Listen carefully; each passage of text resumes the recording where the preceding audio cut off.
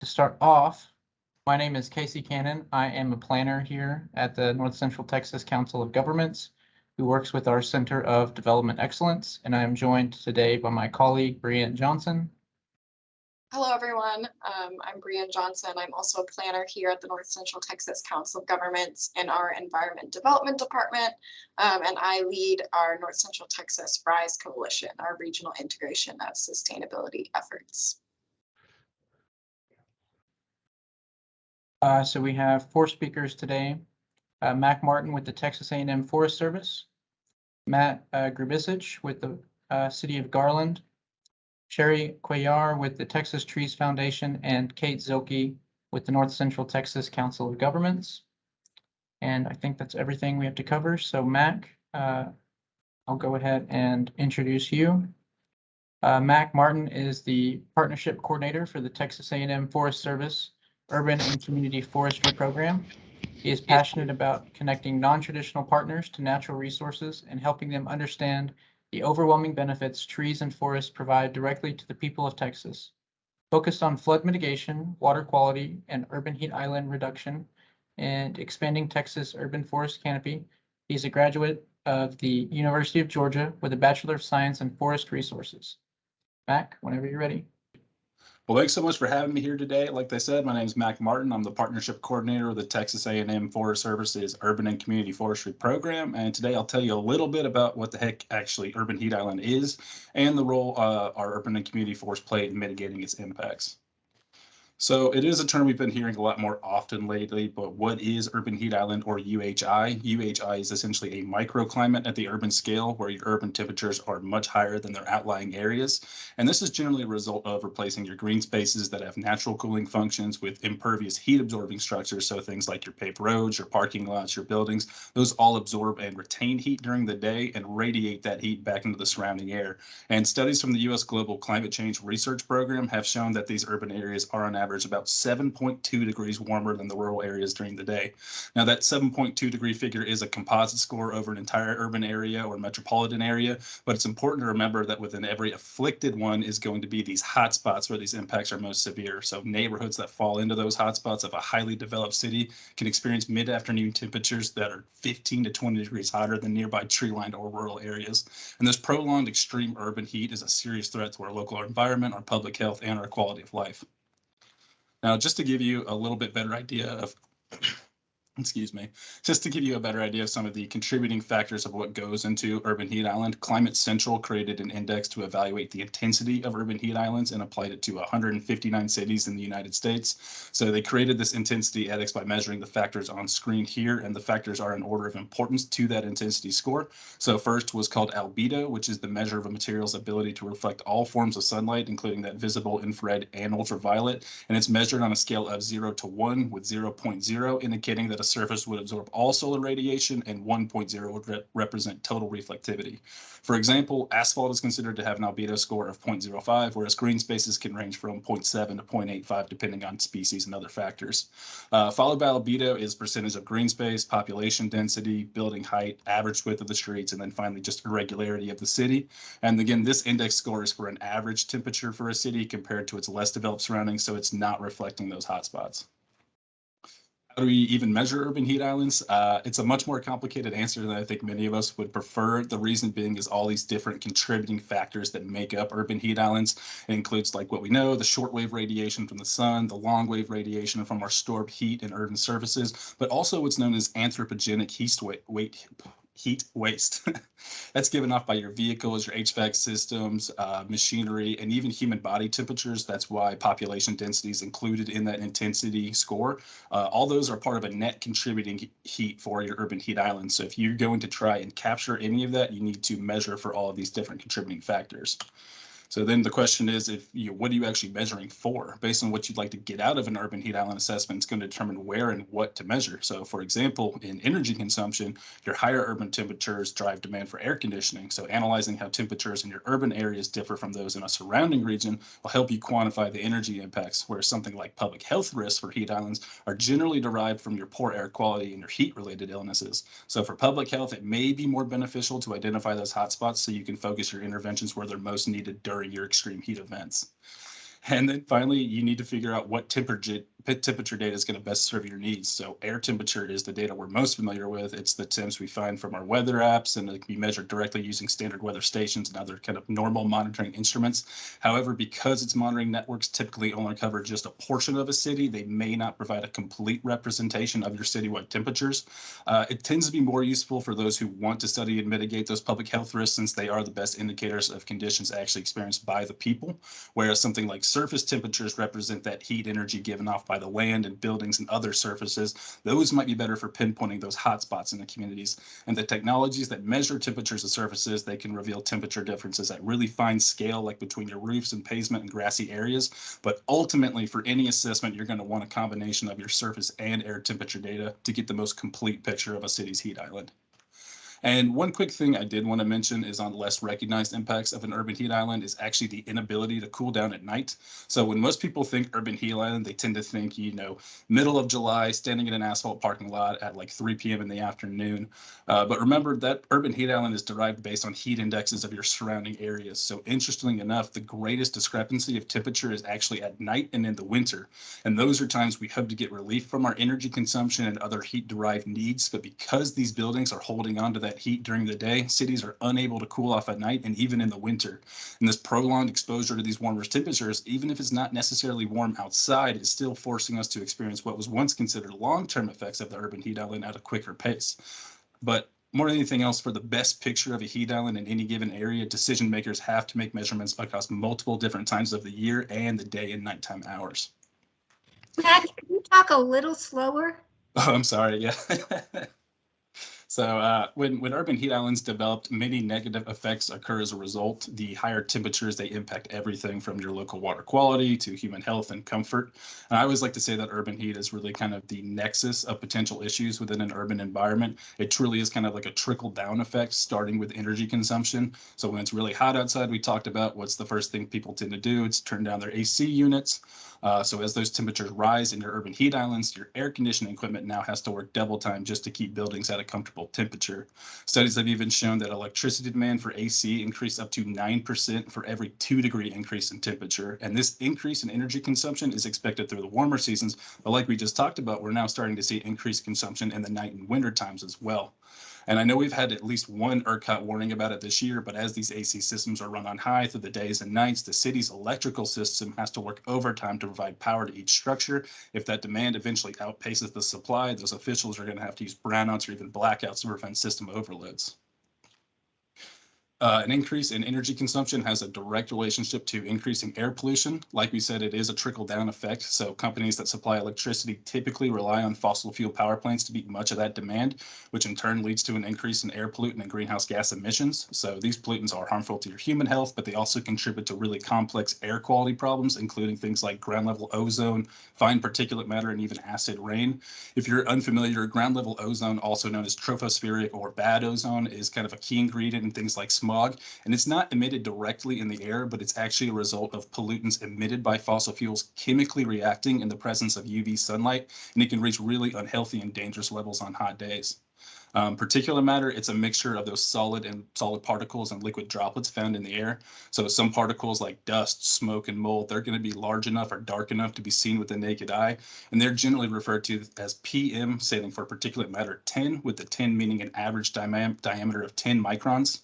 If you look in the top right picture, the average diameter of a human hair is somewhere between 50 and 70 microns, and a grain of sand is around 90 microns.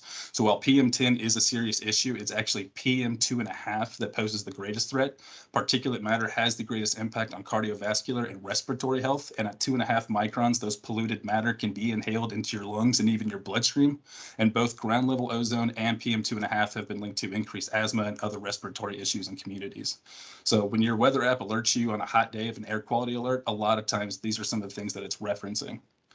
And also we talked about not just impacting the local community, but increased use of fossil fuels also does increase those emissions of greenhouse gases like CO2, which contributes to that global climate change. And these are all things that I think we can expect to increase as temperatures continue to rise. So anyone that's seen me present for the COG before knows that I have a water resources background and can give a whole lot a whole entire presentation basically on how difficult it is for water to move cleanly through an urban environment as it stands. The lack of pervious surface to absorb the rainfall limits your groundwater and your basewater flow, and it increases that stormwater runoff, which in turn then increases your frequency and severity of flooding. Now you're suddenly introducing all these urban heat island impacts into the mix. So pollution levels are increasing more and our built environment is retaining more heat, both of which are going to have direct negative impacts to your water quality. High temperatures of the pavement and the rooftop surfaces, they can heat up that stormwater runoff, which drains directly from our streets into our storm sewers, is deposited unfiltered into the rivers and streams, and even drinking water reservoirs as well. The biodiversity of aquatic species and streams is one of the best indicators of stream health. And when that water is warmed from hot and polluted surface runoff, it impacts that biodiversity by limiting the dissolved oxygen available in the stream. Now, I'm not a biologist, so dissolved oxygen for our purposes today is really essentially what fish and other aquatic macroinvertebrates need to breathe. So warmer streams means less dissolved oxygen, which means less capacity for life within our streams. Several studies have found that urban streams are hotter on average than streams in rural areas, and that temperatures in urban streams can rise over 7 degrees during just small regular storm events due to the heated runoff from urban materials. Humans can also suffer minor to severe health effects from polluted water supply. The Texas Commission on Environmental Quality still maintains a list of all the impaired waterways in Texas called a 303D list. None of those streams in the DFW have reached this point yet, but there are still several streams in Texas that are subpolluted. They have what's called a non-contact restriction, meaning that swimming or drinking that water can get somebody pretty seriously ill. Since this is being recorded, I did want to throw out that I'm in no way advocating for anyone to go out and drink out of an urban stream here in the Dallas-Fort Worth area, but it is technically cleaner than a lot of other parts of the state. Leads directly into the last impact I'm going to talk about, which is human health risks of the urban heat island. So heat islands contribute to higher daytime temperatures, reduced nighttime cooling, higher air pollution levels, which all helps to contribute to heat-related deaths and heat-related illnesses. So these heat islands also exacerbate the impact of naturally occurring heat waves, something we're not a stranger to by any stretch in Texas. And some of these populations are particularly at risk. So older adults are more likely to be in poor health, to be less mobile, more isolated. It makes them more sensitive to these heat events. Young children have more rapid breathing rates relative to body size, so they're inhaling more often. They spend more time outdoors on average than adults, and their developing respiratory systems raise their chances of aggravating asthma and other lung diseases. Historically, redlined and under-resourced communities are at a greater risk of heat-related illness due to poor housing and conditions and locations. I don't think it's any great secret that low-income housing is usually in some of the most environmentally inhospitable places within an urban area with little to no green space and increased exposure to your air pollution, flooding, and other risks already. Those risks are now exacerbated by the urban heat island and are putting these communities at a higher risk than they already are. This one probably not too surprising. It's people who spend their working hours outdoors. They're going to be more prone to conditions like heat exhaustion and heat stroke. They have higher exposures to all that air pollution and heat stress, especially if their jobs involve heavy outdoor exertion. And finally, people already in poor health with chronic conditions and disabilities. We all unfortunately learned too much in the last 2 years about compounding health factors and the toll that can take on the human body. And heat has now reached that status of significant health factor in people's lives. And excessive heat events or abrupt and dramatic temperature increases are particularly dangerous and can result in above average rates of mortality. Now, when we look at Texas and the Dallas-Fort Worth metro area specifically, 11 Texas communities fall within the top 49 of Climate Central's intensity scores. So Houston was 5th in the country with 7.46 degree difference. Then interestingly, McAllen, Texas was 14th with 6.97, and the Dallas-Fort Worth area came in 27th with 6.51 degree difference. These are all still well above that national intensity score average of 6.1. Texas also leads the nation in summertime electricity disconnections, heat-related work deaths, and infant and toddler deaths in hot cars. The Center for Disease Control and Prevention tracks these heat-related deaths going back to 1968. And as you can see from this graph here, Texas leads the nation. If we jump just slightly ahead to more modern times, since 1999, at least 1,400 people, or about 70 per year, have died of heat-related causes in Texas. And that's second only to Arizona in that time frame. So now that I've officially bummed everyone out, let me tell you what we can do to mitigate these impacts. Truly one of the best defenses for our existing infrastructure is utilizing our urban forests, trees, and vegetation to help cool that environment. Trees and vegetation, they lower surface and air temperatures and help to better circulate airflow within a city. And the first and probably obvious benefit is shade from our tree canopies. So shaded areas are protected from direct sunlight, which reduces our temperatures between 20 and 45 degrees relative to peak temperatures in unshaded areas. And these trees planted strategically around buildings and homes can significantly cool that indoor air. So shading your windows, for example, is a really effective way to block direct sunlight from entering into the building. Something as simple as trees shading a west-facing home from direct sunlight can reduce that heat transferred into the house and those indoor temperatures by up to 36 degrees in the summer. And a study found that parked cars in a shaded parking lot, as opposed to in the an unshaded one in the summer, had interior air temperatures 45 degrees cooler than those in direct sunlight. I don't know how many of us in Texas really needed that car study to be done to tell you that it's extremely hot if you're not parked in the shade.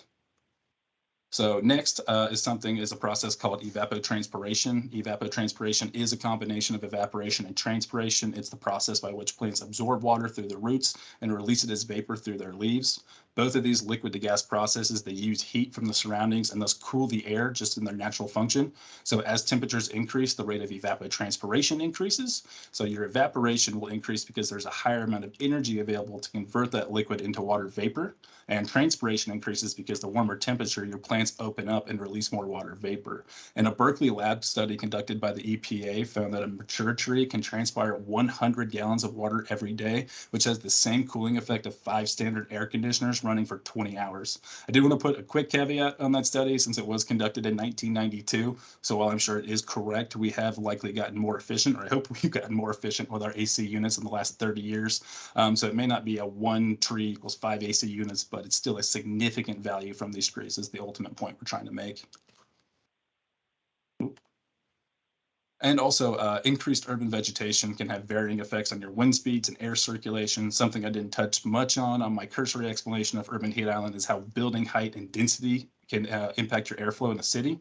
This is also known as the building canyon effect. I said I'm not a biologist. I am definitely not a physicist either, but as I understand it, air flowing through very tall buildings next to each other can actually get trapped and then channeled between those buildings where it absorbs some of that heat radiating from their surfaces before being released and continuing to flow through the city. So that's why building height was a factor in those intensity scores. Larger expanses of trees, such as your urban forests and parks, can help increase that local circulation, generating cooling breeze and have a community-wide cooling effect. Trees are effective air filters by design, filtering out not only gases that are harmful to us, but are harmful to the Earth's ecosystem as a whole. And large quantity of trees can act as a carbon sink, but they also act as these sinks for other harmful pollutants like nitrate oxides, ammonia, and that bad ozone we've been referencing. These are just some more of the benefits of increasing urban forest cover beyond just the heat island application. Urban trees generate numerous ecosystem services that benefit your quality of life, but also your wallet. So we talked about the benefits trees provide for mitigating the needs for excessive energy consumption, but in turn, it also saves residents money on their energy bills. According to some data that we did back in 2020, there's 33 million trees in the city of Houston, and those trees provided over $53 million in residential energy savings that year. Ecosystem services of the urban and rural forest land in Texas are valued at nearly $100 billion annually. And this infographic here is from the Texas A&M Forest Service's Ecosystem Services Report that was just published this past April. As you can see, there are major dollar values for just about every impact we've touched on. And the only benefits it didn't include was the aesthetics and the property value increases. As we continue to urbanize and lose green spaces, we're actually seeing them be prioritized by buyers in that real estate market and actually driving prices of properties up as a potential amenity. And one other thing I wanted to tell you about is kind of how the Texas A&M Forest Service can help your community if they ever wanted to address any concerns with the public health sector. We do have our Healthy Trees, Healthy Lives initiative. Studies have shown trees provide positive impacts to the physical and mental health, boost immune system defenses, pain tolerance thresholds, and can even save money on healthcare costs. And we talked about the importance of strategically planting trees to reap the most benefits. So understanding that urban forest distribution of your community and focusing on enhancement in priority areas can optimize your public health benefits from trees. And our agency can even analyze the spatial distribution of these canopies relative to healthcare facilities, your schools, parks, residential neighbors, all within one community. I will say that our primary geospatial analyst for this Healthy Trees, Healthy Lives assessment did just transition out of the agency. But if it's something you think your municipality would be interested in doing, please still reach out to us. We'll archive that request and we'll get it back as soon as we're at full capacity. I do also want to let everyone know that while I am based out of College Station, this is our program map, and we do have 2 regional urban foresters in your area, Mike Sills out of Dallas and Courtney Blevins out of Fort Worth. They're both board certified master arborists, which is one of the highest designations an arborist can get. So if you need any technical guidance or help with the project regionally, I'd encourage you to reach out to Mike and or Courtney. So yeah, these conclusions are on the screen that I was reading off, but basically Texas leads the nation in various heat-related illnesses and death-related statistics, and they needs to address address this growing urban temperature for their at-risk communities. And finally, urban forests and trees maybe uniquely are a cost-efficient mitigation strategy to deal with these urban heat island impacts, but growing the city and planting the trees must be done strategically to maximize the benefits. That's all my contact information. I know we're doing questions later.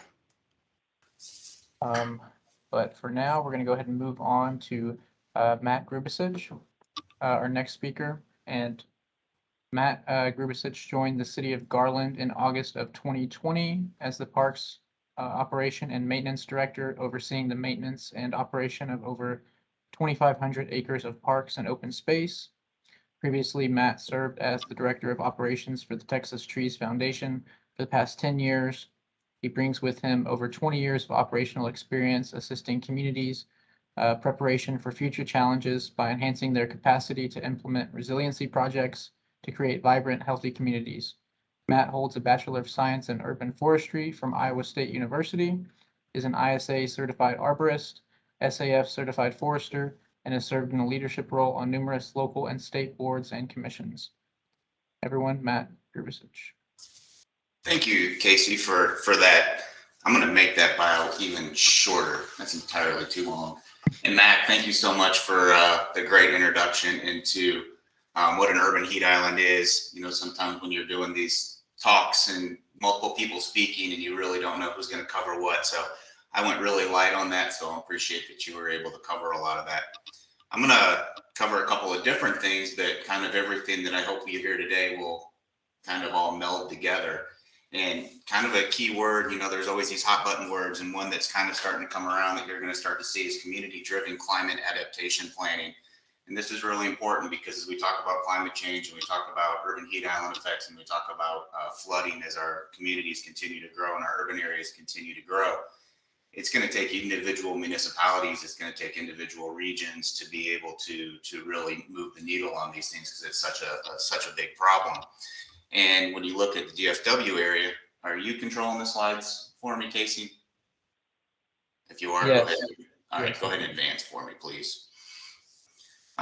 If you've had a chance to dive into the most recent census data that has come out, the North Texas Commission has a really good PowerPoint presentation that they've put onto their website that you can find, and you can dive into a lot of these numbers. But when you look at it, and the thing to really notice when you look at this is we probably undercounted when we started looking at this. And Texas grew more than any other state during the last 10 years. We added 4.2 million people. It's going to end up, I think we end up gaining 3 congressional seats out of that. If you go to the next slide. And what you'll see is, and probably those that live in the DFW area know that they're all moving to our metropolitan areas. We actually saw a population decrease in a lot of our rural areas. There's a great migration from our rural areas into our urban areas, and our urban areas continue to grow at an extremely high rate. Next slide. If you look at our counties and their U.S. rank, when you look at it just in the DFW area, we have 5 of the top 50 fastest growing counties in the U.S. in our region. And so we're growing very, very quickly with more people coming. Next slide. And I throw this one in here because I think it's an interesting slide, because when you talk about population increase, you know, a lot of people think of migration, and really our largest increase still came from natural increase, followed second by our net domestic migration. So a lot of people coming from the East Coast, the Northwest, the Northeast that are coming to this area. And surprisingly enough, our international migration wasn't as large over the last couple of years. So, you know, a lot of times there's a misnomer in there where our migration is coming from and where those population gains are happening. Next slide, please. If you look at what the trends are for the DFW area over, you know, the next 30 years, you see a dramatic increase in our population. We're currently the 4th largest metropolitan area in the country, growing rapidly. Probably will soon pass the Chicago area to go into the 3rd largest metropolitan area. And that was kind of surprising that didn't happen in this past census count, but will definitely happen within the next 10 years. So all this to say is our population continues to grow. All of the things that Mac just talked about that are drivers of the urban heat island effect that affects our core urban areas, infrastructure, buildings, loss of green space, loss of tree canopy cover, are going to continue to exacerbate the urban heat island effect that we already have in this area. If you go to the next slide. And when you combine the urban heat island effect with a growing trend of higher temperatures, as you see here, 16 of the 17 warmest years on record have all occurred since 2001. And 2020 put us number 2 as the hottest year on Earth. And urban heat island effects don't cause heat waves, but what they do is they exacerbate them. And so if we already are going to be within a heat wave where we're experiencing warm temperatures, and then you throw on top of that as much as 8, 9, in some severe cases, a 15-degree urban heat island effect on top of that, that gets to a point where our bodies just can't physically handle it. It's where people haven't been able to adapt to.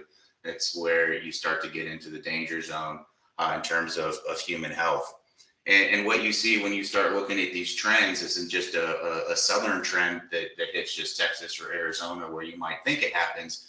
We're starting to see these unusual, extremely warm periods and heat waves hit areas of the country that aren't used to it. If you go to the next slide, please. The most recent one was the heat wave that hit the Pacific Northwest back in 2021, where in 6 days they had a record number of people report to the emergency room for heat-related events that had happened, way more than what they had in the previous years. If you go to the next slide, please. And they experienced a lot of the things that we're kind of used to. You know, you look at their temperature. When I found that temperature slide, it reminded me of Texas in August, but that's the Pacific Northwest, where they were setting daily highs for almost 2 weeks straight. They had electrical outages. They had infrastructure issues, because we all know as heat and things expand, and when things expand, our infrastructure crumbles. It's things that we deal with here and are aware of here in the Texas area, but not so much in Portland and in those areas of the country. And it was something that hit them really hard and made the national news. But it wasn't just the Pacific Northwest that is seeing these rising heat trends that are taking place. It's happening, you know, all over the country and all over the world. If you go to the next slide, please. When you look at what projected increases in temperatures are across the country, you can see that we're looking at quite a bit of an increase over the next 50 years in terms of what average temperatures are. So places like Albuquerque, New Mexico are going to be more like Laredo, Texas. And those are real issues that we have to face as we start to move on. And how do you deal with those in an urban area so that you don't add that urban heat island effect on top of it to be able to exacerbate that? Next slide. This extreme heat is started to cause actual economic issues, not just from infrastructure replacements and things like that, but it's actually starting to affect human health, which we're not going to dive into. I'm not going to dive into super long today, because that's a whole talk unto itself about how urban heat affects the health of our communities.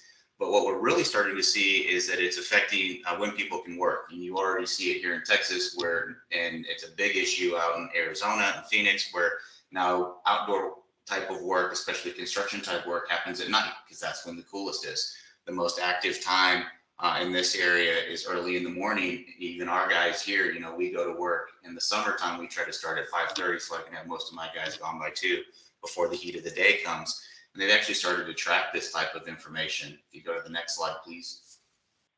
And they started to track number of unsafe work days in the year by areas of the country. And you can see there, most of eastern and southern Texas fall into these areas where there's 30 plus days of unsafe work days per year to be outside. If you go on to the next slide, please. And the city of Atlanta actually did a study on this and showed that with these extreme heat conditions and the increased heat that they're expected to see, it could cost $2.1 billion in their outdoor earnings workforce that's out there.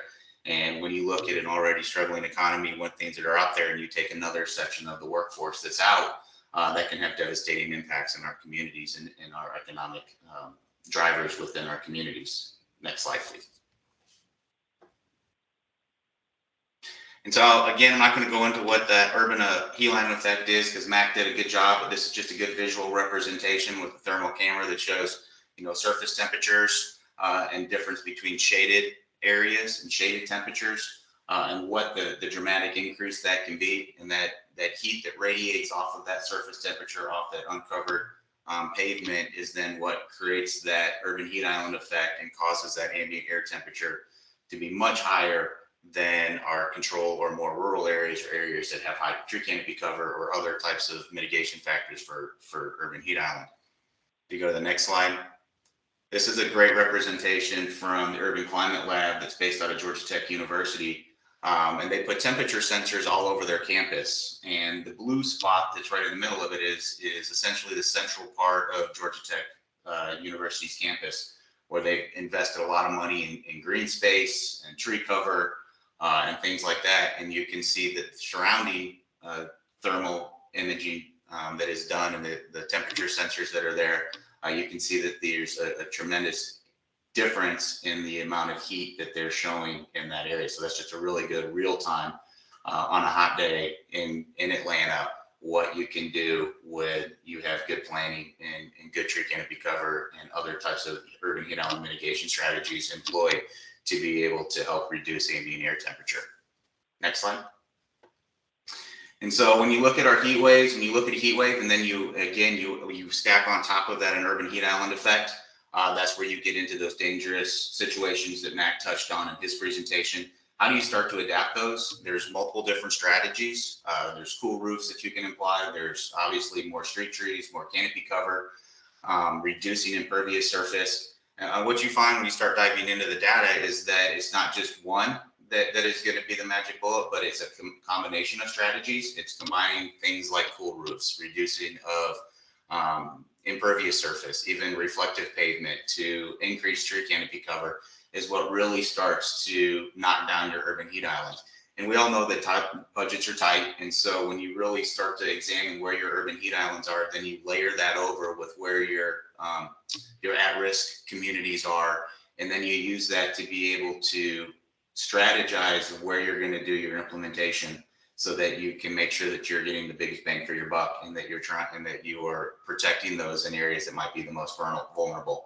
Even going down to as far as looking at what your land use is and what your zoning is to be able to plan around that so that you make sure that you're using the best strategy. So if you look at multifamily types of units, or if you look at commercial buildings that are larger, trees don't do a really good job of reducing the urban heat island effect in those areas because it's mostly building. And a lot of times the trees aren't going to get big enough to be able to provide the shade to offset what that infrastructure is, but cool roofs do a really good job of doing that. So you can really start to pair those strategies once you've examined what is causing your urban heat island effect in your community, and then setting aside strategies and really starting to get into your planning process of how you're going to mitigate that. So it's really a group effort, and it really comes into the planning phase of how our communities develop and grow. So if you go to our next slide, please. It's how do we deal with our transportation structure? How do we get away from all roads with no green space? Next slide, please. How do we look at our commercial districts? How do we start to plan better when we develop open land or we redevelop existing land? And the education that goes along with, a shopping center that is well landscaped and has good tree canopy cover, has less vacancy rates, usually has higher level of types of services, and has better sales rates. Next slide, please. How do we stop putting in endless over parking? One of the biggest pet peeves that I have with all cities is we park to a maximum parking. In cities that I work with, we always push for parking variances. We have max parking for, Thanksgiving, Black Friday shopping, and then that shopping center is never filled up that full again, except for one day, but we park it for that and we don't have adequate tree canopy cover. Those are simple zoning things that you can look at and being able to be flexible in terms of what your parking regulations are to be able to help with adding increased impervious surface in our communities. Next slide, please. Not just doing the cursory tree plantings, we all see this. We've all been here where we put trees in little tree coffins and then those trees never do what they were supposed to do. and really planning to make sure that you are working with a certified arborist or you're working with your city forester to be able to plan that those trees are going to be able to survive. Trees survive by what's under the ground, not what's above the ground. So making sure that they have adequate soil volume for them to actually grow and do what they're intended to do. Next slide, please. And how do we plan our residential units? You know, how do we make sure that we have nice tree-lined streets? How do we look at that there's adequate space between the back of curb and the sidewalk and the right-of-way so that you have room for street trees without disturbing the infrastructure that's around there, or moving those trees into front yards instead of trying to plant them in the right-of-ways. Lots of lessons learned there that as cities develop out new subdivisions and new housing divisions, that it's better ways to be able to include pocket parks, include walking trails, include that green space. Next slide, please. Louisville, Kentucky was one of the first cities to do a very, very in-depth, comprehensive urban heat island management study. This was done by Brian Stone and Georgia Tech University. The Texas Trees Foundation did a similar study with this organization so a couple of years ago, and I'm not going to present any of that data because I know we have a speaker from Texas Trees Foundation that I know will touch on it. But again, very, very intuitive study that really starts to be able to show hour by hour where your urban heat island effects are, what is causing those urban heat island effects, and then how do you develop strategies to be able to combat that urban heat island effect. In Louisville, next slide, please, really took this to heart. And what Louisville found was that they had lost, they were losing on an average of 52,000 trees a year, and their air quality had fallen to an F from the Air and Land Association. Sound familiar? That's kind of where Dallas is. We lose a tremendous amount of trees, and our air quality is not all that great here. And they took that data and they implemented a really great program there called Green Heart, which is a true public-private partnership, which is a partnership between the city, Louisville State University, several nonprofits in the Louisville area to really start doing better. And it was given large amounts of grants. They got grants from the state, they got grants from the city of Louisville themselves, and they've invested a lot of money into several different projects to help plant trees, to inventory their city's tree canopy so that they could better manage it, so they can make sure that they're managing that to its fullest extent, to bringing on other partners to be able to grow. They've implemented a cool roof program that they call Cool 502 that goes in and changed their planning regulations. So new buildings have to have cool roof material, and then also offered rebates for buildings to go in and convert their roofs into cool roof material. So again, it's really, they realized that they had an issue, they developed a plan to do it, and then they implemented the plan to do it. And the next couple of examples that we're going to look at, really that's the biggest difference between what a lot of cities are doing and what some of the best cities are doing. Is some cities have stopped at the planning issue and realized that there's a problem. And we all know that resources are tough and that tough decisions have to be made at cities in terms of where they're going to allocate those resources. And these are some of the examples that we're going to show are cities that decided to put those resources to areas that they figured that they thought were causing health issues for their residents, were causing, that had potential for long-term risk to their communities, and decided to change the way that they did business for the better, to be able to address a whole host of issues, one of those being the urban heat island effect. And that is the hardest step. We can all plan, but it's that next step of actually allocating resources and building those partnerships to be able out there and do that work that's really going to make the difference. And Louisville is a great example of this. They're even doing air quality monitoring, where they're planting trees around schools and major thoroughfares and actually measuring air quality and showing what the benefits are from additional tree planting is to the air quality in their communities. Next slide, please. City of Philadelphia. City of Philadelphia had a big issue, and it wasn't urban heat island. It was actually stormwater. Stormwater was a big issue. Philadelphia is an older city. Their stormwater and their sewer systems are combined. So you can imagine every time it flooded, they have a really big problem on their hand.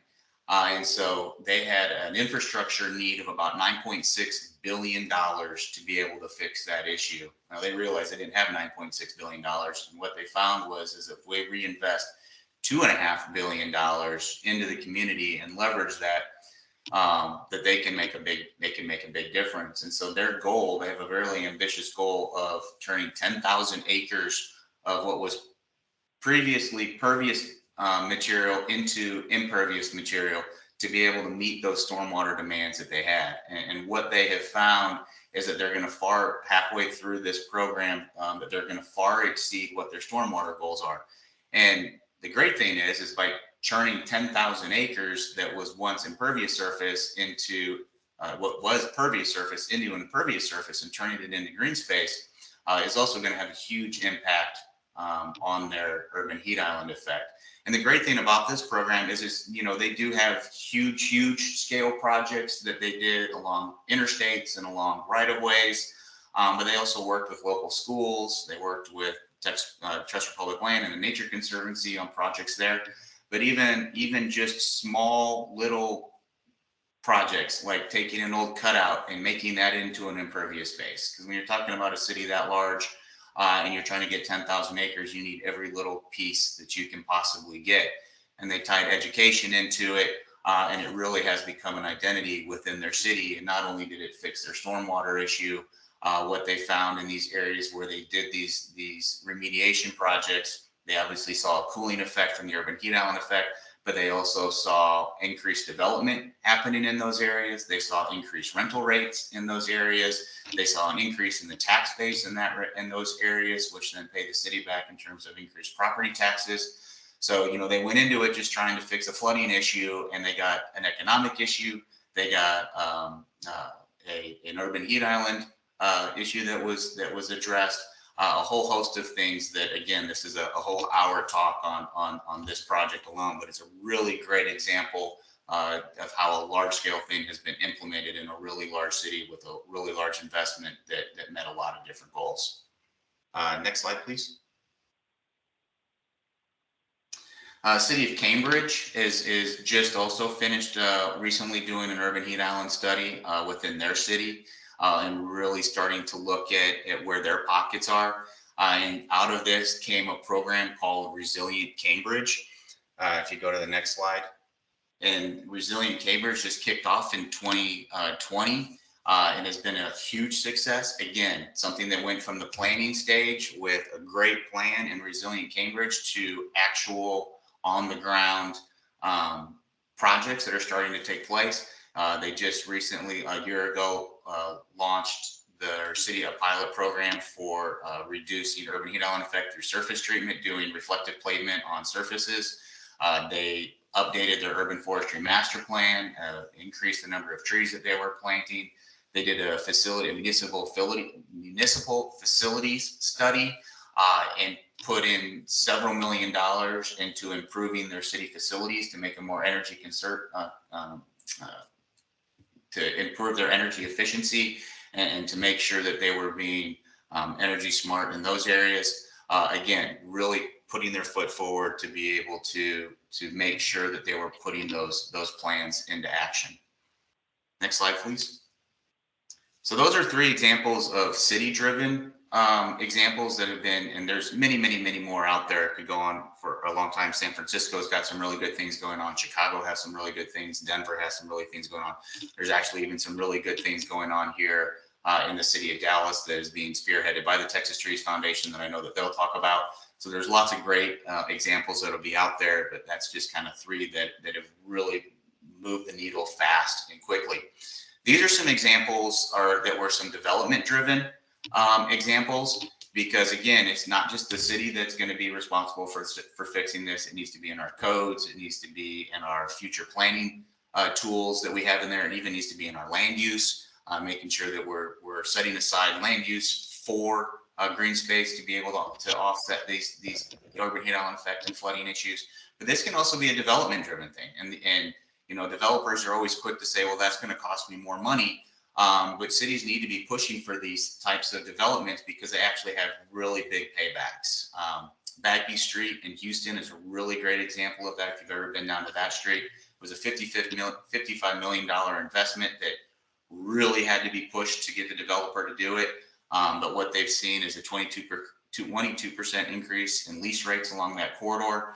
It's a huge water retention site. It collects all of the stormwater that runs on this site. And believe it or not, that was the only street that didn't flood during the last hurricane. Every other street around there flooded, but this it was able to be able to collect all the stormwater in that area, and it didn't flood. Cherry Creek North Division in Denver saw a 16% increase in their sales tax, and more than doubled the rate and increase for that area. Lincoln Road in Miami saw an 85% increase in total assessed values for that property. It's a $1.2 million increase in property values that it brought to the city. Uptown Streetscape, again, 9% increased property value. So when we make these types of investments in our city, not only do they have an environmental return in terms of stormwater, in terms of urban heat island effect, in terms of all of those environmental issues that we need to be addressing, but they also have a huge economic return to the cities that they're built in. And why smart development is really important, and one of the tools in our tool shed that we need to be able to combat urban heat island effect in our cities. So with that, I think that was all I had. If you go to the next slide, I think my contact information is on there. It's my email address. Feel free to reach out to me. Be happy to answer any questions that y'all have. Our next speaker is Sherry Cuellar from the Texas Trees Foundation. She is an urban forestry coordinator for the Texas Trees Foundation, a private nonprofit focused on urban forestry, green infrastructure, and sustainable design. Her work with urban forestry programs, projects, and education outreach supports the foundation's vision of helping communities in North Texas to create a cleaner, greener, cooler, and healthier environment. Sherry graduated from Stephen F. Austin State University with a BS in forestry and is an ISA certified arborist. Prior to Texas Trees Foundation, she worked in urban forestry and environmental compliance for cities in the DFW area. Sherry, whenever you're ready. Okay, thank you, Casey. As Casey said, you know, the Texas Trees Foundation we're an urban forestry nonprofit. We focus on tree canopy and green infrastructure, but also educating the community about the importance of the urban forest. And one of our key selling points for that is the trees do help to mitigate urban heat. So I'm going to run through some of these first slides fairly quickly to avoid being too repetitious, but this is similar to what the one of Mac's slides that shows the difference in temperatures between rural areas, and even city parks are lower than the more densely developed areas.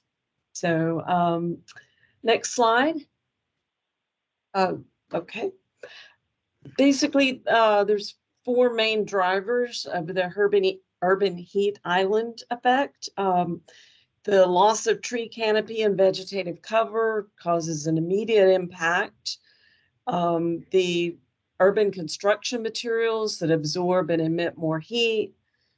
Tall buildings tend to trap the heat in the lower atmosphere, and then of course the emission of waste heat from vehicles and buildings. So all of those combined contribute to this urban heat effect. Next slide.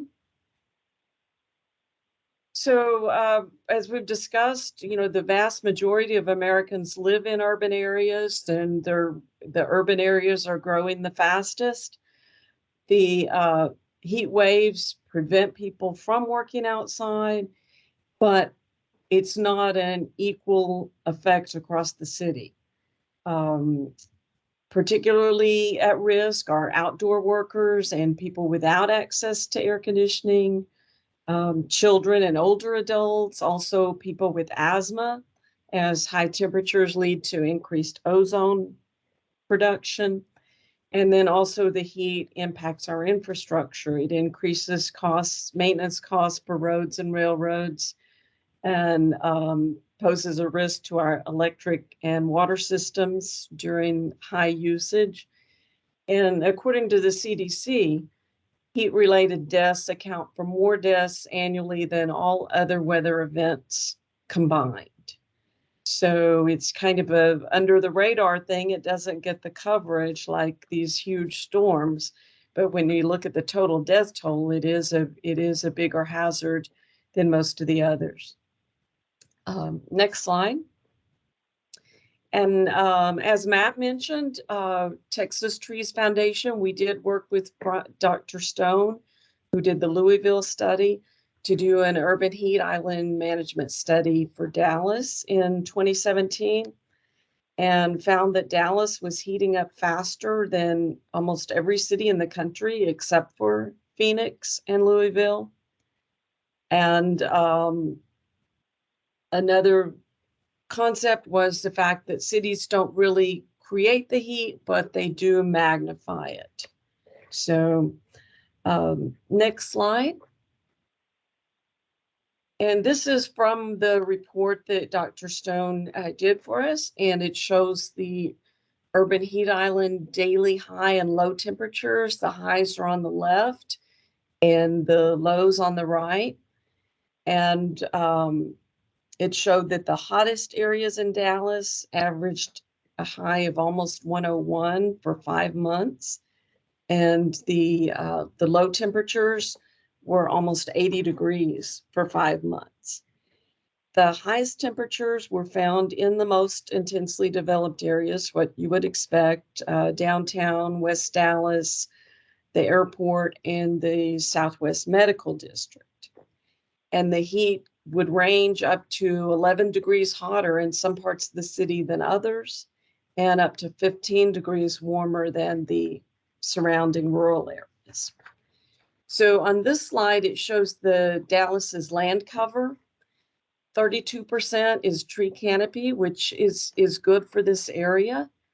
However, 46% of the total tree canopy is in the Great Trinity Forest, which is the southeast part of Dallas.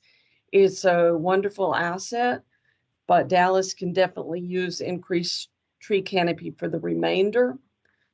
A lot of the urban heat is due to the fact that it's 29% pervious, but 39% of the land cover is impervious or unvegetated. So at least 35% is pavement and other impervious cover. So, and when you look at the existing tree canopy outside of the Great Trinity Forest, 70% of that is on private residentially zoned property. So homeowners and their trees can play a huge role in the mitigating the heat island effects.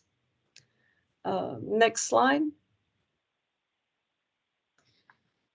So with that heat study, it was found that trees were 3.5 times more effective than cool materials and other methods of mitigating the heat. And tree canopy was determined to be the most effective way to mitigate the heat island effect. And with trees, the additional benefits of improved air quality and stormwater management, wildlife habitat, you can go on with, with the other benefits that you get along with the cooling. Next slide. So, and I think this was kind of touched on earlier as well, but trees cool the air in 2 different ways. One, the most obvious way is through shading, so that the sunlight never hits the surface to begin with. And the other is through evaporation of the water that the trees transpire or release. Next slide. And then just to quantify the benefits of tree canopy. And again, I think as Mac mentioned, these may be kind of old statistics, but it's still, the concept is still good of the cooling of the trees and also the protective effect on infrastructure. Next slide. So like most cities and urban areas, Dallas can benefit from increased tree canopy. And this is where Texas Trees Foundation steps in with our kind of a three-pronged approach to increase the tree canopy. The most immediate effect, of course, is when you can preserve mature trees because they're already working to mitigate the heat. So the more preservation of those mature trees, the better. But we also want to plant trees for the future, which is what most of our volunteer projects deal with. And then, of course, the advocacy. We want to educate the community and let them know why trees are important and why they need to make it a priority. Let their representatives know, and get the tree canopy increase that they want. Next slide. These are kind of our three main programs at Texas Trees. We do branching out park plantings, a cool schools program, and also we have a project at the Southwest Medical District. And all of these work to increase tree canopy and as well as what we call tree equity. Because as the map showed, the tree distribution is not equal across the city, just like the temperature is not equal. And those are related. So next slide. This is a photo of one of our tree planting projects at Seton Park. And what we do, the city of Dallas provides the trees.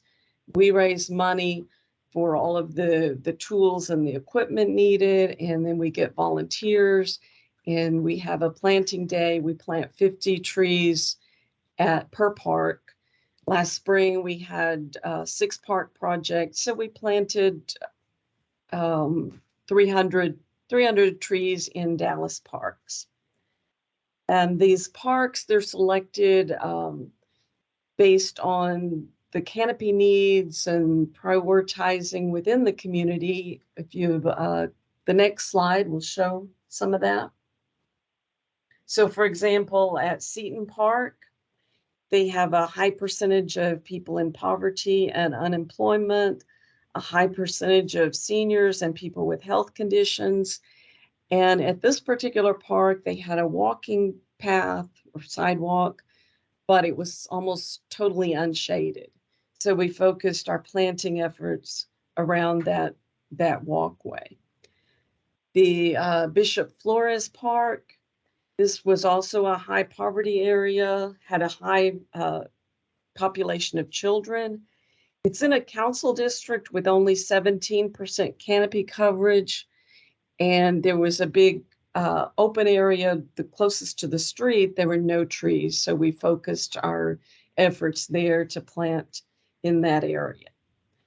And these planting projects, we did do an urban forest master plan in Dallas, which is where a lot of this data comes from, where we analyzed it down to the census block level to determine which neighborhoods needed additional canopy and where the trees are most needed, and work on those areas to try to achieve more equal and equitable tree distribution across the city. Next slide. This is our Cool Schools Neighborhood Park program. So it was determined that most of the schools in Dallas had only 7% canopy coverage. So our program increases that to at least 20%. Typically, it's a 30% canopy coverage. We plant between 60 and 100 trees on a school campus. And as you can see in the photo, we utilize the students. They help to plant the trees. Depending on what age they are, they'll be actually helping to plant them, or they'll come in and help mulch the trees. But we, from pre-K up, we put them to work. And it's also a learning experience for them. We include an outdoor learning area. so that they can spend time outside and learn about the environment and the importance of trees and that in green space. We also work with the teachers and we provide curriculum for them to use. So some of the schools will get new playground equipment and walking trails. And we also convert, where possible, we convert these schools to a neighborhood park so that when school is not in session, it provides a place for the neighborhood to come and the kids can play, they can get out and walk. And it was determined that 40% of Dallas residents did not live within a 10-minute walk of a park or green space. So we've prioritized these schools in order to benefit those neighborhoods first. And the trees that were planted last year at the various schools resulted in a 9% increase in people that live within a 10-minute walk of a park or a green space, utilizing these schools as a park. Next slide. So this is just another slide of the one of the schools that we planted at. You can see our trailer there. We bring gloves, shovels, rakes. We'd also provide refreshments with the Cool Schools program. We provide lunch as well. And another thing we do also come in and put in irrigation once at the parks and the schools to help ensure the survival of these trees. And another program that we are working with is Breathe Easy Dallas. And as part of that program, we planted trees at a school in a neighborhood with poor air quality and high asthma and poverty rates. We planted 50 trees and 112 shrubs at that school in order to provide a multi-level screen to provide shade and reduce air pollution. And that school is part of an ongoing study. There's air monitors placed nearby, and UNT Dallas is also doing a leaf study so that they will look at the leaves and get an estimate of how much particulate matter those trees are preventing from reaching the air. Next slide. So the third program I wanted to talk about today is the Southwest Medical District. And if you're not familiar with that, it's a 1,000-acre development. It includes 3 hospitals, and it's also the second largest employment district in Dallas. So some of the people on this call may be very familiar with it. The Council of Governments is a key partner in the design and implementation of this project. So next slide.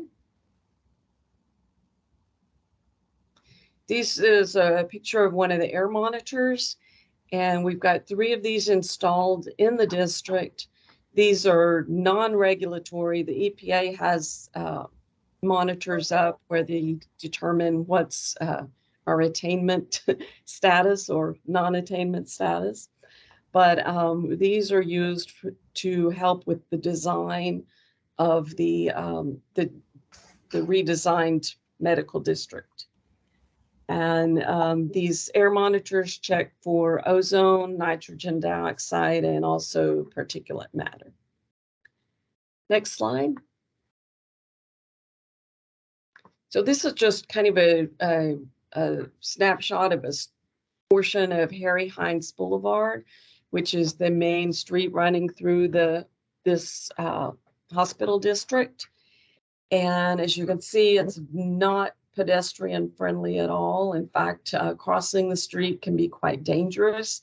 It's really just designed to drive through it and go on and to be on your way. So there's a lot of things that can be done to improve this situation. Next slide. Some of the other issues, the aging road infrastructure, poor plant health, There's flooding due to inadequate drainage, the unsafe road crossing, and then just the poor sidewalk quality and the lack of shade. It's not a place you would really enjoy walking currently. Next slide. So this is a master plan. It created a street hierarchy. So there's a specific character for each of these types of streets. The orange asterisks are destination spots. The large orange asterisk is a proposed park at the intersection of Inwood and Harry Hines Boulevard. Next slide. This is a close-up of that proposed park. It's a 10-acre area where those two streets intersect. And currently, that intersection divides the medical district into 4 quadrants, and it's really difficult to go from one to the other, particularly if you're trying to walk or bike or anything outside of a car. So the proposed park would help to unite that so that it's one continuous district. Next slide. So this is the intersection currently, and the traffic volumes. You can see the from the traffic study in 2019 what the car traffic is along Harry Hines and Inwood, and the majority of that traffic just goes straight through. So we've got these cloverleaf access roads that are really not very widely used, taking up a lot of pavement and a lot of reflected heat that really could be better used in a different way. Next slide. This is a conceptual design of what the park would look like, and obviously a much cleaner, healthier, much more beneficial environment than what we have now. And next slide. So conceptual, again, a conceptual depiction of what the character of the Southwest Medical District would be at completion. Much greener, cleaner, healthier. It's somewhat ironic, I think, that this is a district that's focused on health, but it's not a very healthy environment for these people to work and recuperate. So, so this would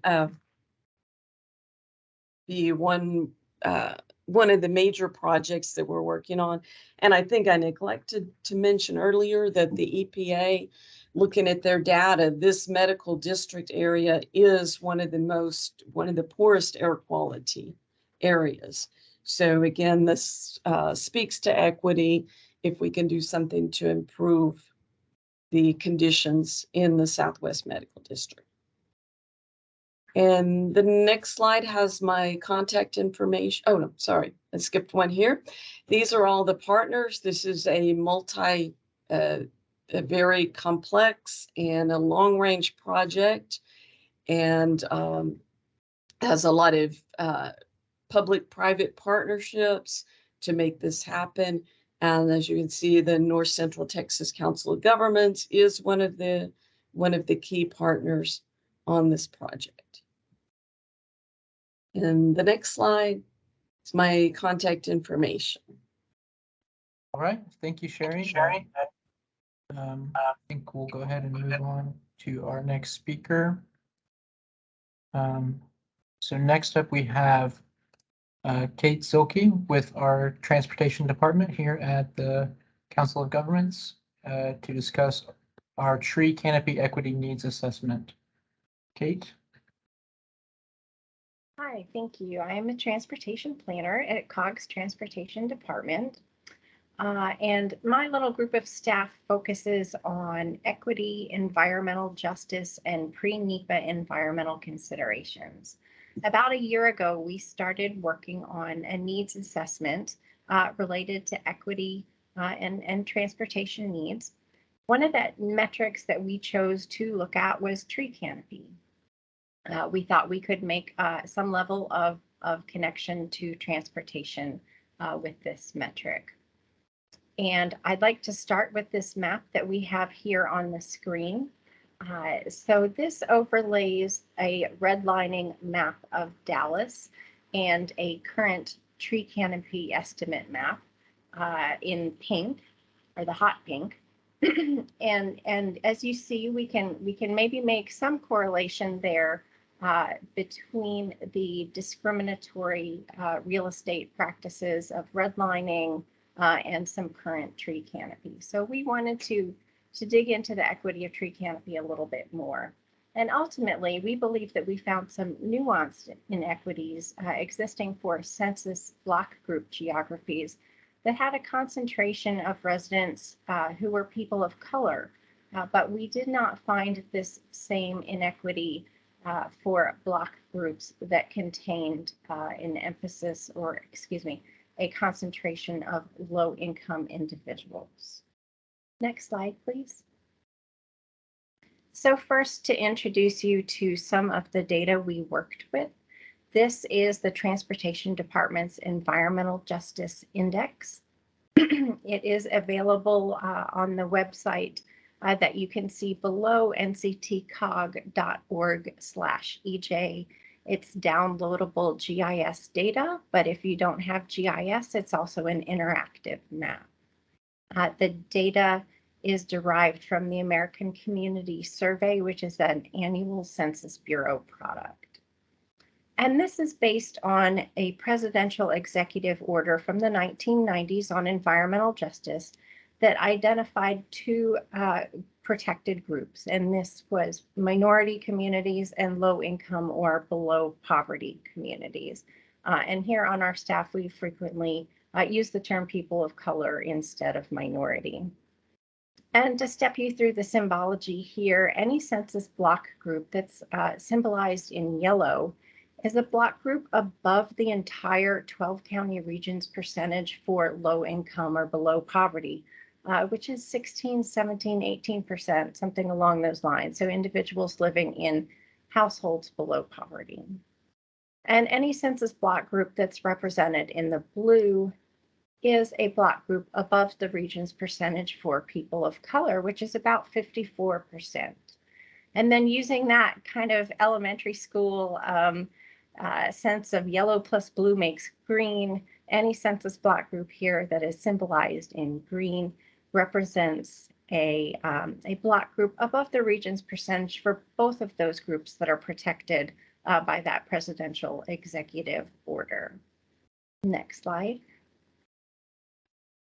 And here, overlaid on the Environmental Justice Index, is data from the National Land Cover Database on tree canopy. So of course, that is the data in hot pink. For those of you GIS users, this is a huge data layer because it uses 30-meter grid cells for the entire nation and estimates percent tree canopy for each one of those grid cells. Next slide.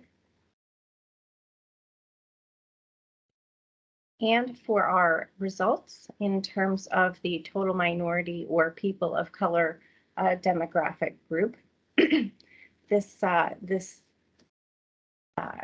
chart is a little complex, so let me step you through the components of it. The darker blue bars represent percent grid cells in block groups with a concentration of people of color. And so these are the block groups in the Environmental Justice Index that we showed you that are symbolized in blue or in green. So if you add all of those dark blue bars up, you get 100%. And then the light blue bars represent percent grid cells in block groups with a lower concentration of people of color. So again, if you added up all the light blue bars, once again, you would reach 100%. So when we look at grid cells with a lower percentage of tree canopy, particularly the 11 to 20% bucket, we find a greater representation for grid cells in higher concentration block groups than for grid cells in the lower concentration block groups. And this text on the right, I think I misworded this text, so let me clarify a little bit. about 25% of grid cells in block groups with a higher concentration of people of color had 20% or less tree canopy cover. So those bars circled in red there, compared with about 20% of grid cells in block groups with a lower concentration of people of color. So we did see about a 5 percentage point difference there. Next slide. So now we're going to look at higher percentages of tree canopy, and we find the opposite results, except for the 81% to 90% bucket. About 46% of grid cells in block groups with a higher concentration of people of color have 51% or more tree canopy cover, represented by those bars circled in red. And this is compared with 65% of grid cells in block groups with a lower concentration of people of color. Next slide, please. And in this bar chart, you can see that these findings did not carry over for low-income individuals. So here, the darker yellow bars represent grid cells in block groups with a high concentration of low-income individuals. So these would be the block groups that were yellow or green on the Environmental Justice Index. And so you can see that we didn't find the same discrepancies that we did in the previous two slides with the people of color communities. Next slide. To document the method a little bit more, I've provided a truncated chart of the results, and I've highlighted several of the cells to step you through the math, so or the calculations. So there were 13,761 grid cells in block groups with a concentration of people of color that contained 0 to 10% tree canopy cover. And so that was 1.8% of the total grid cells in block groups with a high concentration of people of color. So that total was 766,570 grid cells. So hopefully that can help you understand the math a little bit more. And so this is one of the cases where we are demonstrating correlation, not necessarily causation. There's other factors that can come into play. If you remember our Environmental Justice Index, there were a lot of yellow symbolized block groups in our outlying counties. These are low population density block groups, but have a land use that is likely to contain a greater tree canopy. This was also a very preliminary analysis. My own GIS analyst skills are really pretty modest. Here at the Transportation Department, we also do tend to aggregate our analyses up to the regional scale, but I think this analysis would really benefit from being conducted on a finer scale and from considering other factors. And I think that could produce a more meaningful analysis, but this is food for thought. I think the next slide is the final slide with my contact information. So thanks very much. I appreciate the opportunity to present today.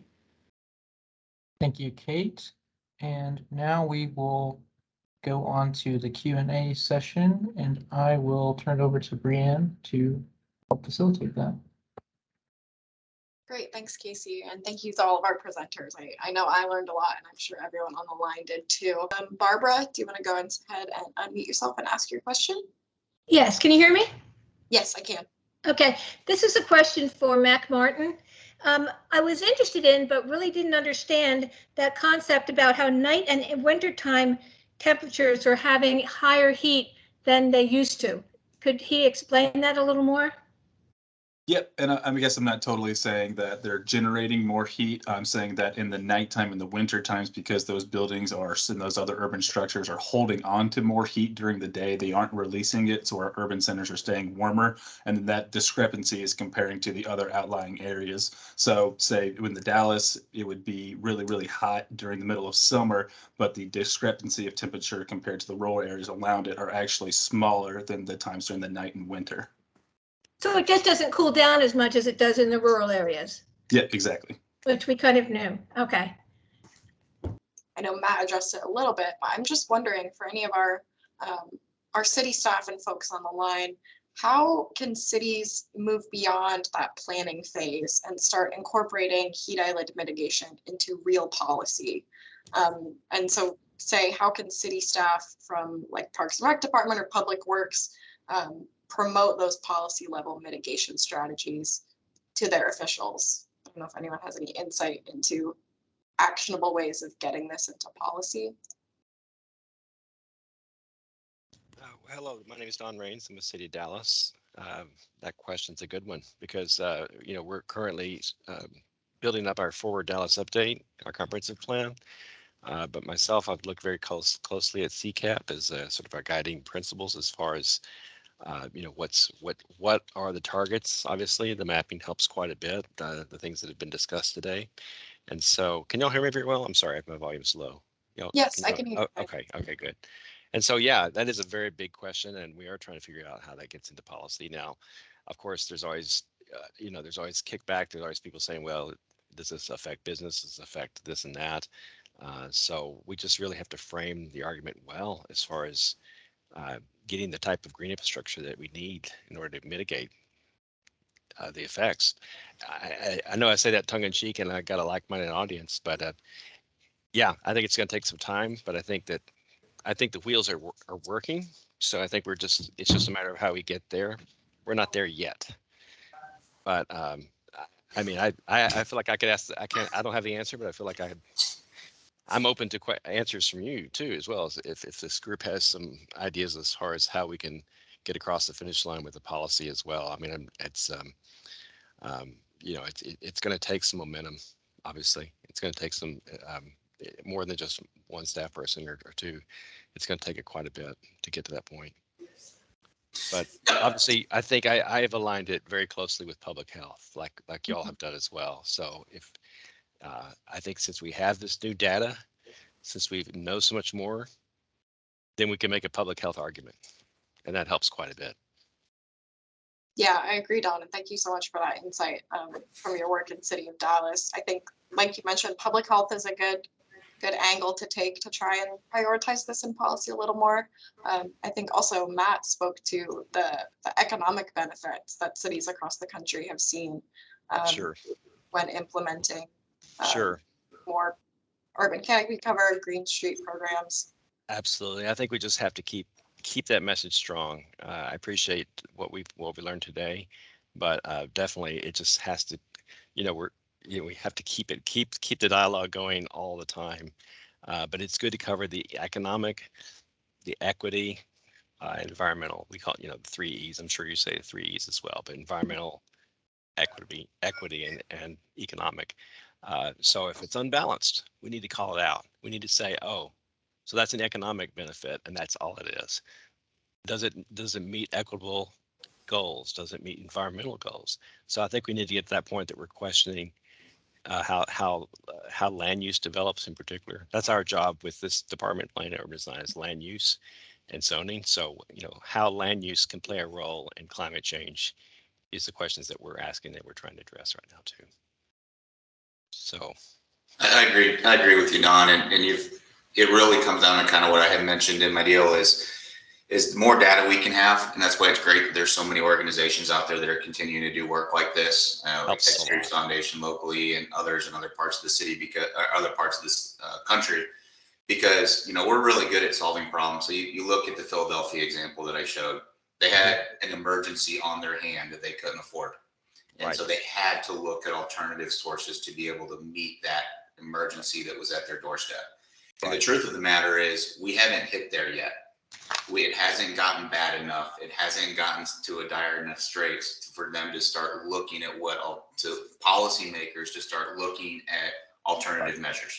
Right. And so having that data there, so when it does get there and continuing to show that it can be there, show that there's an economic return, show that you can do it equitably, and that it doesn't have to be more expensive, that the payback is there, and keep getting it there, because eventually you're going to hit that threshold where policymakers are going to look for alternative measures. But unfortunately, large scale, at least how I see it in the DFW area, we're not there yet.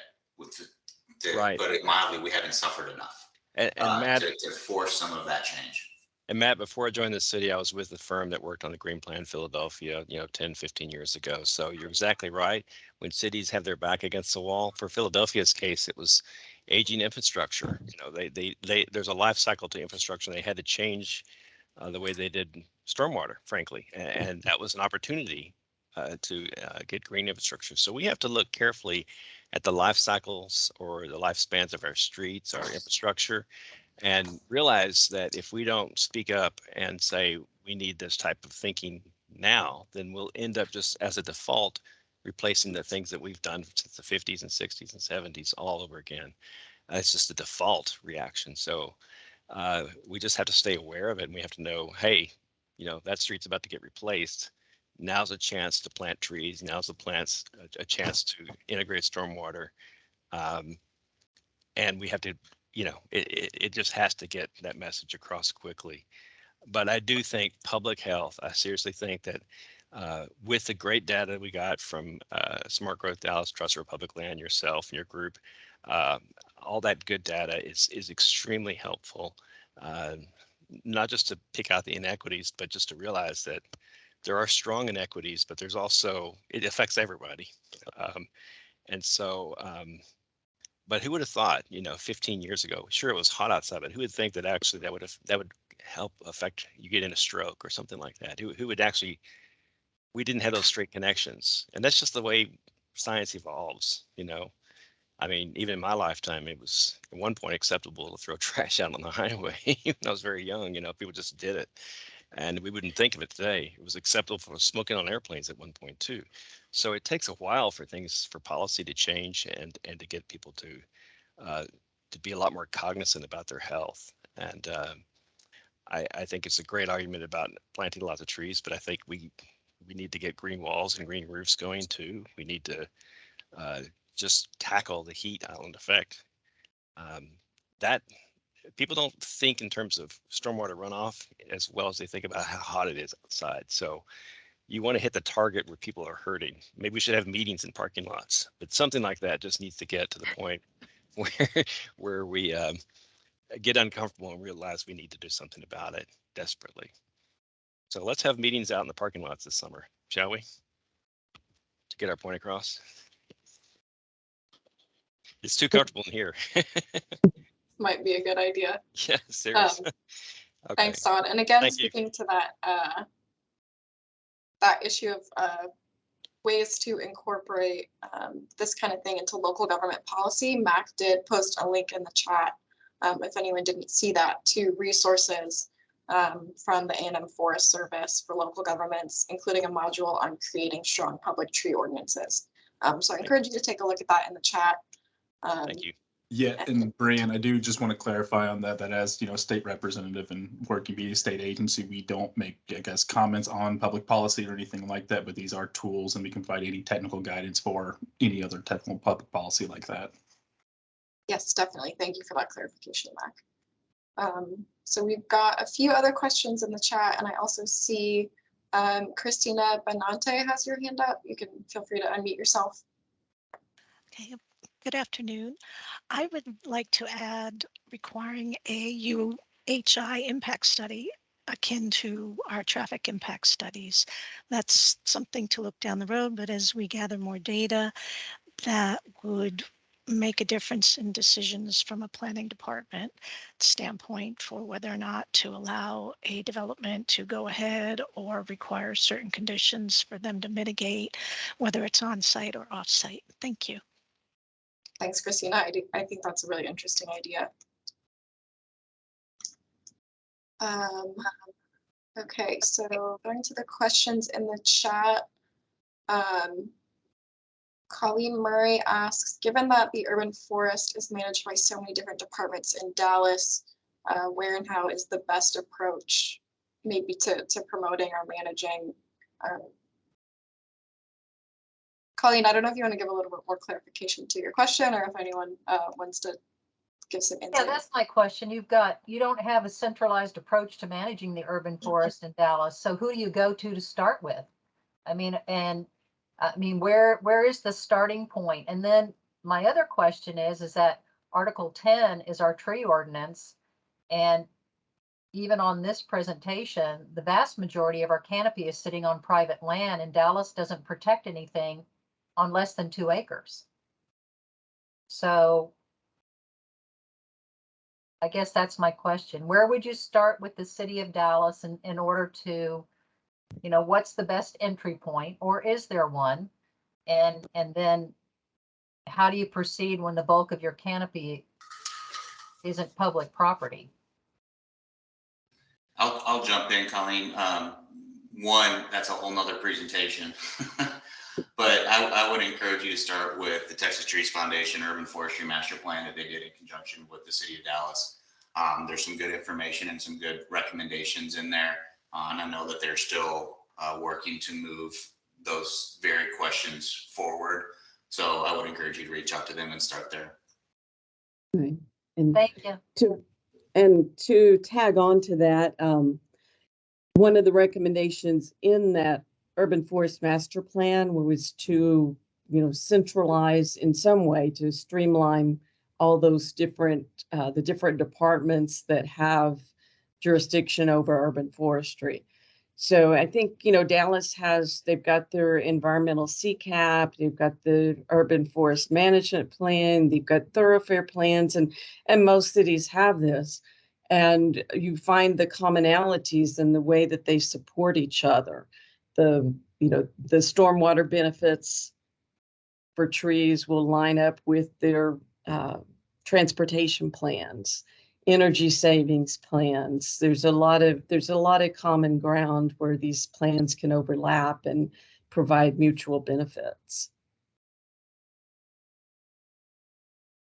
Yeah, thanks, Sherry. I think kind of one of the themes that's coming out here is that our local governments do tend to be somewhat siloed in some of our larger communities, and there definitely needs to be more cross collaboration between departments, like stormwater, public works, transportation, talking about these cross-connecting issues more.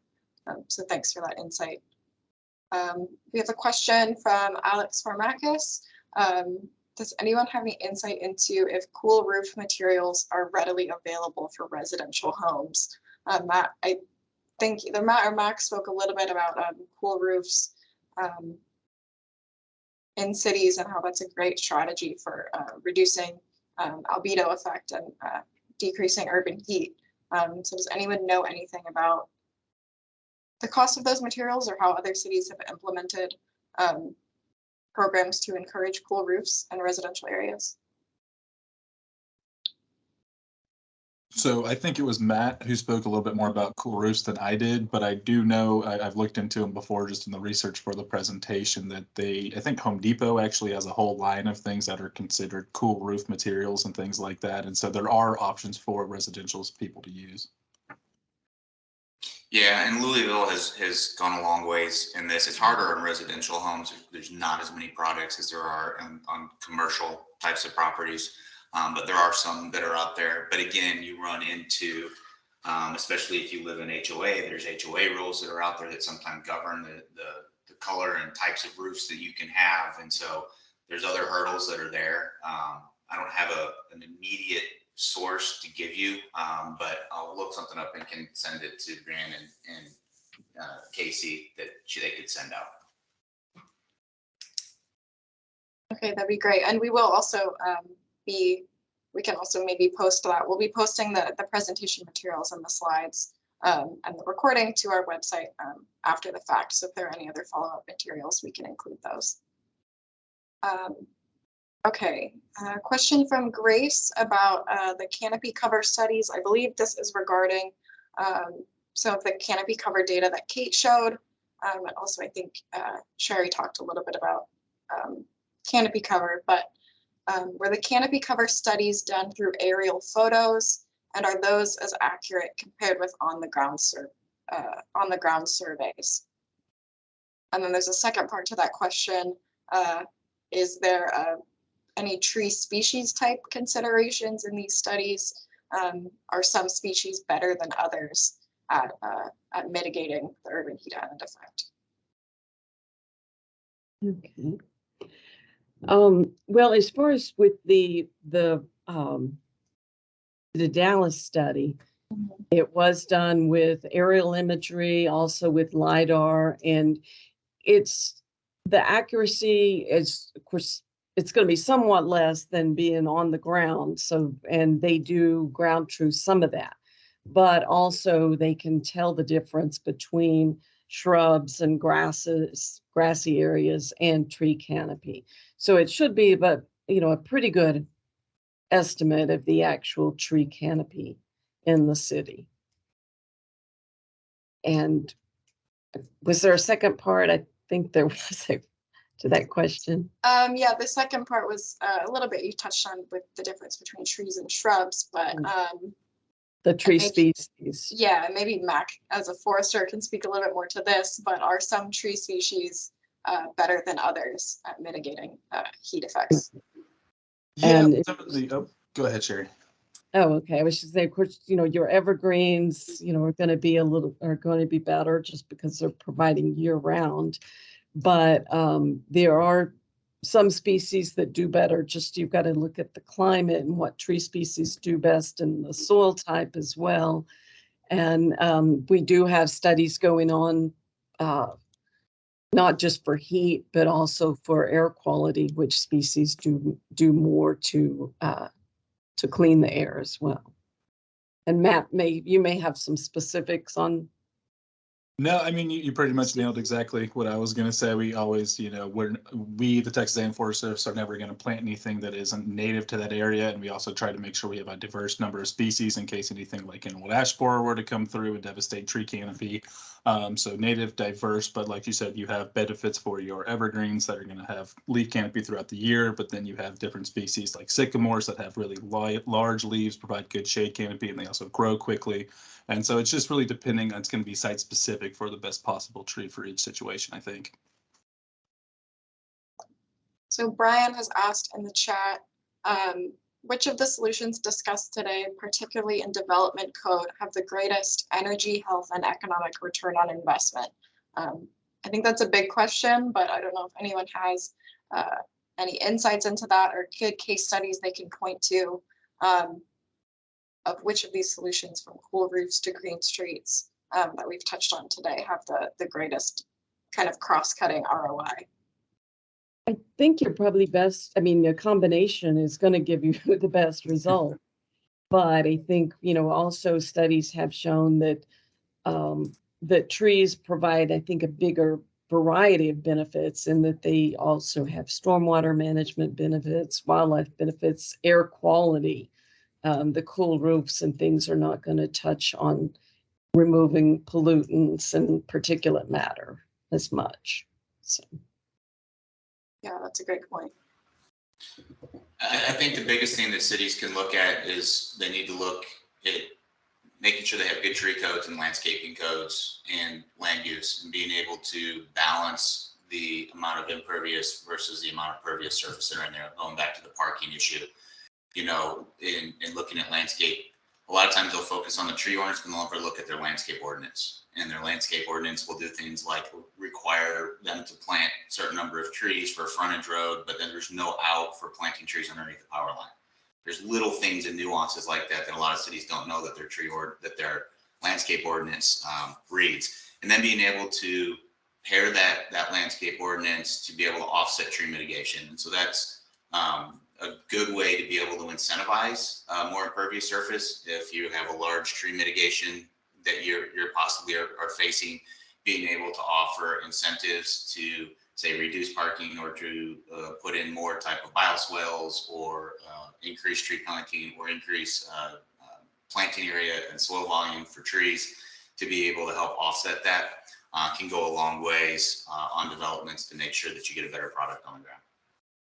Great, thanks for that answer, Matt. Katharina Kang has her hand up. Feel free to unmute yourself and ask a question. Yes, hello, my name is Katharina with the City of Carrollton. I just have a question, I guess, for Texas Tree's method of identifying locations to plant. I know there is a priority looking for areas of more, I guess, low income, more children, more elderly. But I was wondering if there's any kind of collaboration that you had with the community in general, and how do you go about that? Do you talk to community members and leaders to identify where they would prefer to have trees, or is it really more statistic based? It kind of touches on all three. I mean, we've started these park planting programs and the schools before we did the urban forest master plan. So we had a lot more data once we had done that plan. But there's a lot of factors, and the city actually makes the decision on the parks. Now the schools is more of a collaborative thing, but they take into account, of course, they need to do a project in each council district, but they try to look at the most needy areas within that district. Part of the urban forest master planning process, a large part of that was community engagement, getting the thoughts from the community, and outreach, which was an interesting project because this all took place during COVID. So, but to get as much community input as possible, and then, make that part of the plan for the city. And, but yes, all of this, they looked at Canopy down to the census block group level, to try to find the neighborhoods that had the most need. Hi, I wanted to follow on the development code question. In addition to all the great things that were already said, if you have an overlay or something where you separate requirements and outline them as being sustainability issues, as opposed to them being tucked away in other corners, and then you can break that down between landscape and then building. Make it a requirement. You need to do X, 2 of these 3 features to reduce the urban heat island effect. Also, once you get your studies done, you can simply do something that is, I say simply, something like a reverse buffer kind of idea, which is, these are our hot spots. If you develop in these areas, then you need to A, B, and C. Thank you very much. Thank you, Christina, for that insight too. I think those are really good points. Yeah, thank you. Yeah, I think we had this topic on last year on the Sproul subcommittee for the Public Works Council. And I think this will be a great subject to talk about at the Public Works Roundup coming up. And if we could work out a couple of topics in the Sproul, that's sustainable public rights of way, and that educational track for that Public Works Council, if you're familiar with that. Yes. I think that'd be great if we could get this information, these presentations put out to the Public Works Council, because that's pretty good tenants there to get this information out. I thought that just throw it out there.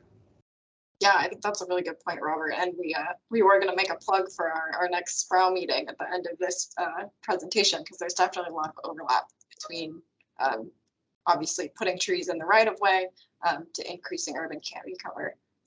So I will mention your comment about the Public Works Roundup to my colleague Aaron, who's coordinating that, and see if that's on the list of presentation topics.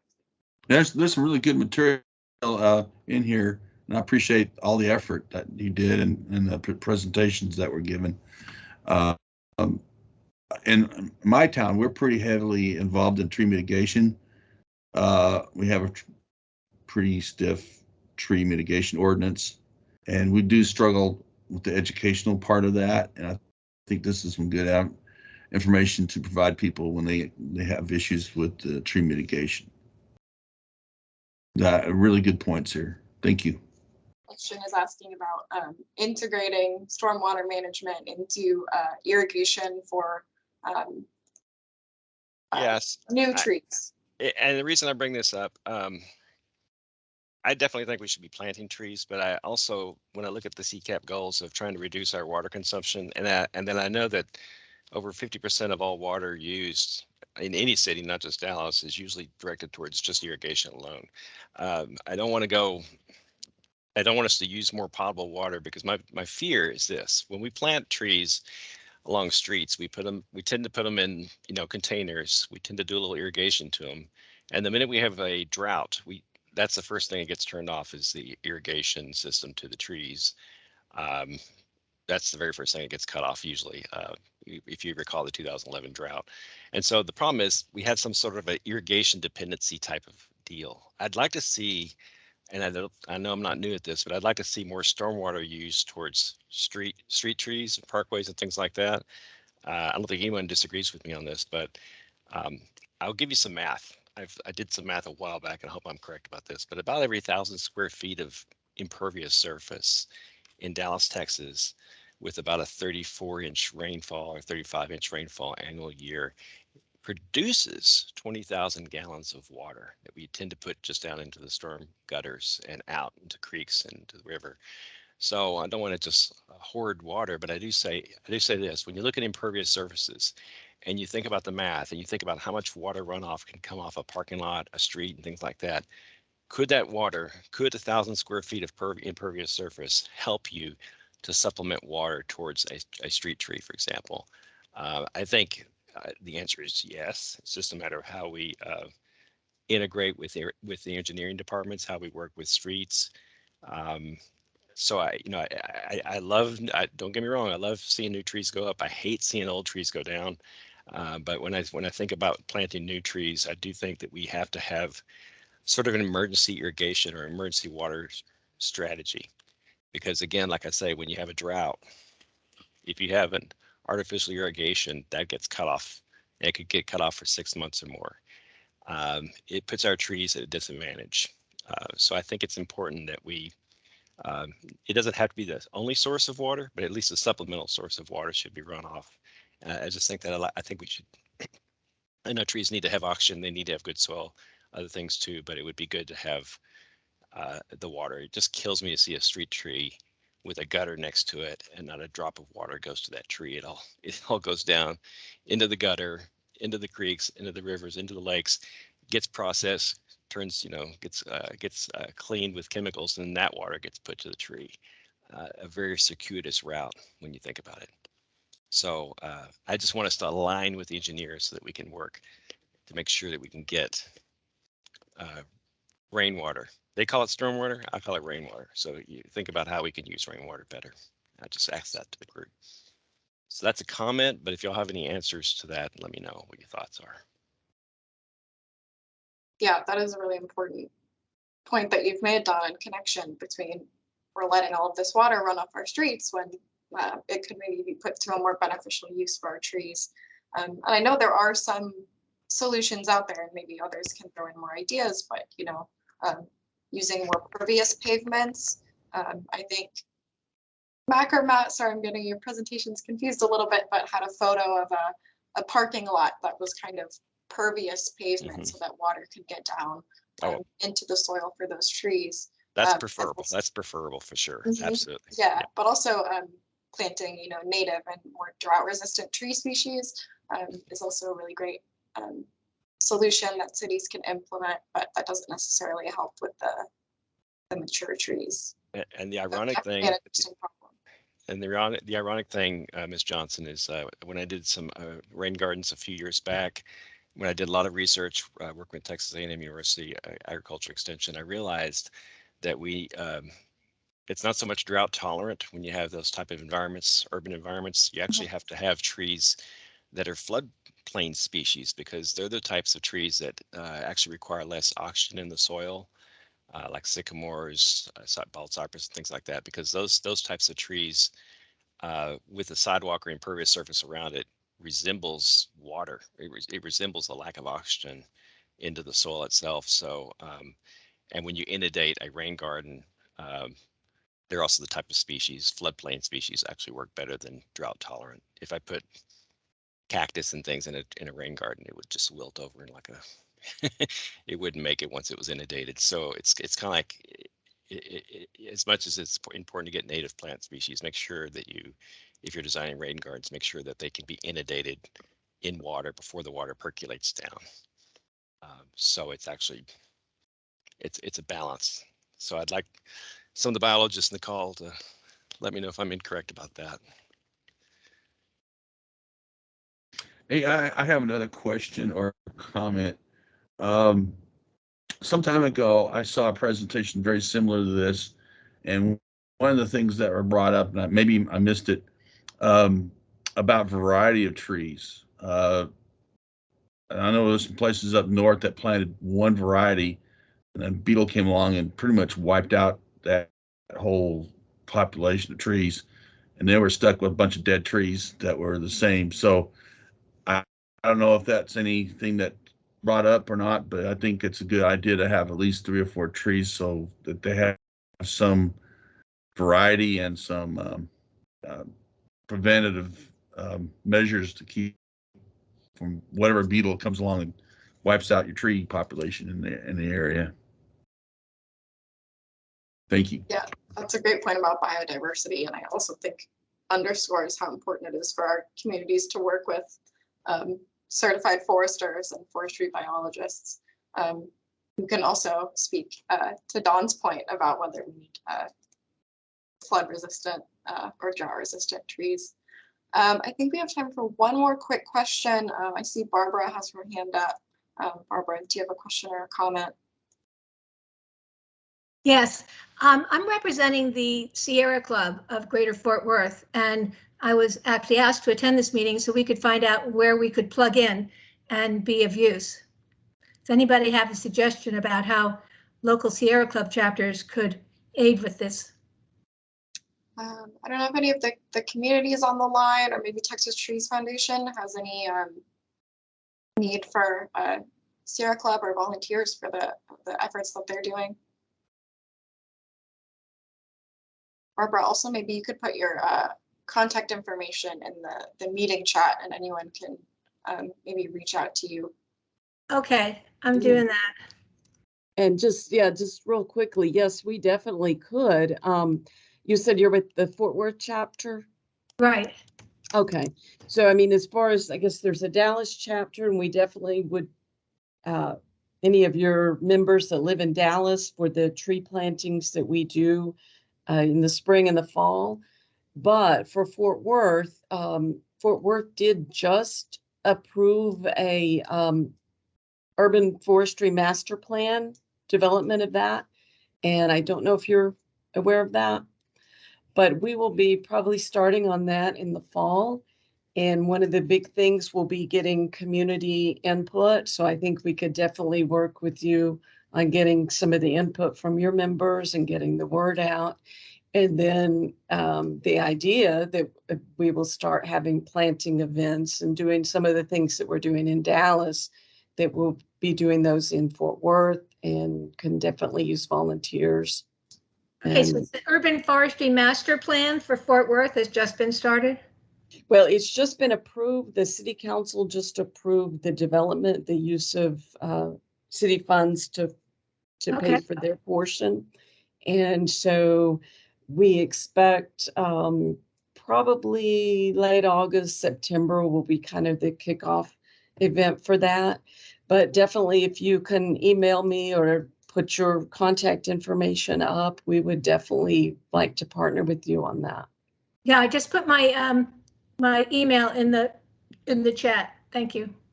Okay, thank you. Great, thanks Barbara, and thanks Sherry for making that connection. Thank you to everyone that asked questions and participated in our Q&A. Really great insights and really great ideas coming out of that. And thank you again to our presenters for helping answer those questions. Casey, I think we can start to wrap up. Yeah, thank you, Brianne, and thank you everyone who had questions, our speakers. We just wanted to shout out a few of our meetings that we're going to have coming up. So the RISE Coalition will have their quarterly meeting in July. The Public Works Council meeting will be held on August 18th. We have a Sproul meeting coming up, which was mentioned, and the date for that is TBD. So if you need information on that, we can help get that to you. And our Public Works Roundup is scheduled for September 13th at the Grapevine Convention Center.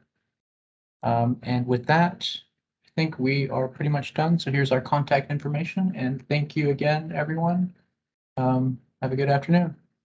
I also want to make a really quick plug for something that didn't make it onto the slides.